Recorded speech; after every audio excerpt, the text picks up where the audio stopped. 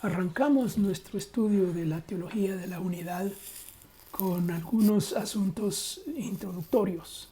Como siempre, hay varios asuntos que debemos tocar antes de entrar propiamente en los temas de la materia, y esta aquí no es la excepción.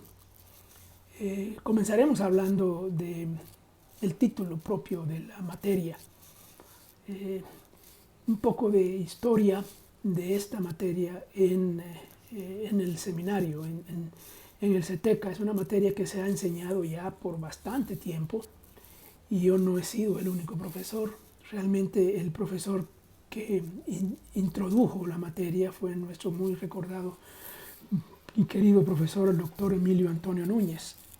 En aquellos años el título de la materia era ecumenismo, y por muchos años así se mantuvo el título.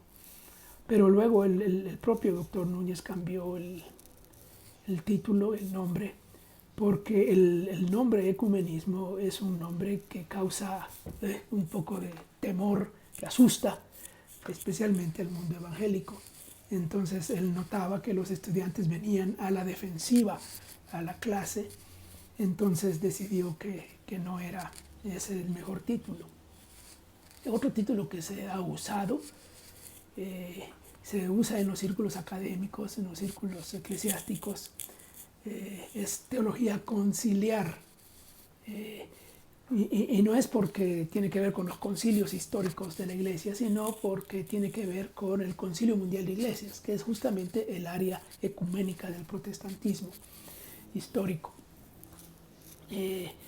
Y claro, ese título no conviene y no es un título que debamos usar nosotros tampoco. Así que el título que el propio doctor Núñez le puso fue Teología de la Unidad, y ese es el que se ha quedado.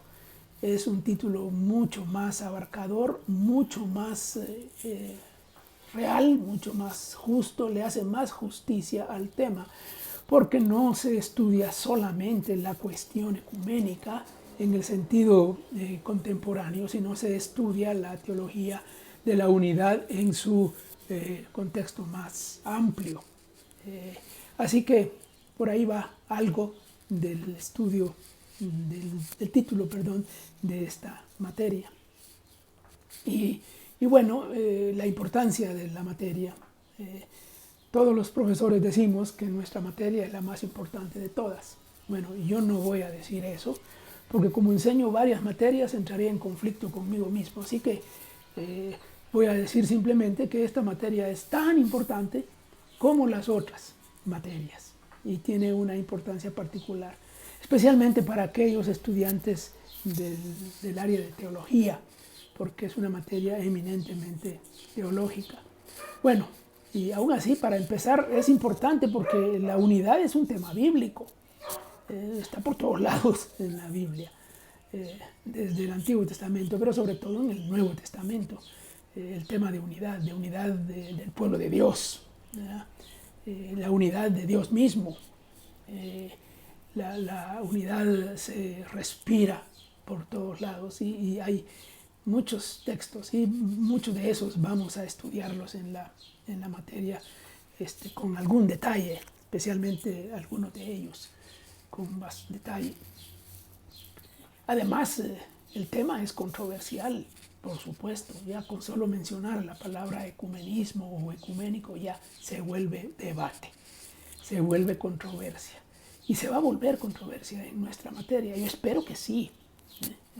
Va a ser una clase bastante alegre. Es un tema controversial y lo ha sido así ya por un buen tiempo, ya por más de 100 años. Este tema ha estado en debate. Pero además es un tema que se mantiene de actualidad, aún hoy. Si ustedes usan la palabra ecumenismo o ecuménico en su círculo de iglesias evangélicas, automáticamente se abrirá una discusión ahora, hoy mismo. Hay una antipatía y un rechazo al concepto que está detrás.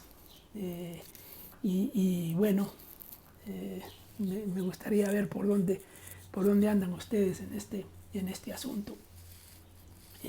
Y por último, se trata de nuestra unidad. Estamos hablando de nosotros, estamos hablando del pueblo de Dios, estamos hablando de los cristianos. ¿Quiénes son el pueblo de Dios? ¿Solo nosotros? Los de la foto, los que estamos vinculados a nuestras iglesias tradicionales, evangélicas en América Latina. ¿De qué unidad estamos hablando? Y cómo vemos la naturaleza misma del pueblo de Dios y el concepto de unidad alrededor de eso. Bueno, son asuntos que solo nos pican, nos abren el apetito. Me gustaría saber cuáles son sus expectativas de esta materia. ¿Qué es lo que ustedes esperan? Muchos de los estudiantes ya me conocen y ya tienen una idea de que voy a estar picando, perturbando. Pues tienen razón, es cierto. Y esta materia se presta para eso. Pero me gustaría saber, me gustaría conocer. Y cuando nos reunimos en nuestra clase virtual, me gustaría saber cómo se sienten, cómo vienen a esta clase, con qué expectativas y qué qué esperan encontrar. Y bueno, así que por ahí los dejo con este tema de asuntos introductorios y ya seguiremos con los temas ya propios de la materia.